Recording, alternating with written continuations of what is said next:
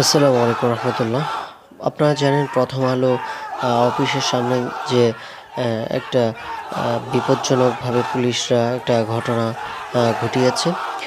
ওটিকে কেন্দ্র করে এখানের মধ্যে দেখতে পাচ্ছেন জামিয়া ইউনিসিয়া মাদ্রাসার ছাত্রবৃন্দরা এখানের মধ্যে প্রতিবাদ মিছিল নিয়ে নেমেছে।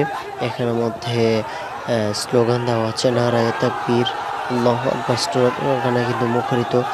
প্রথম আলো বয়কট বয়কট বিভিন্ন ধরনের স্লোগান দিচ্ছে, আপনারা দেখতে পাচ্ছেন।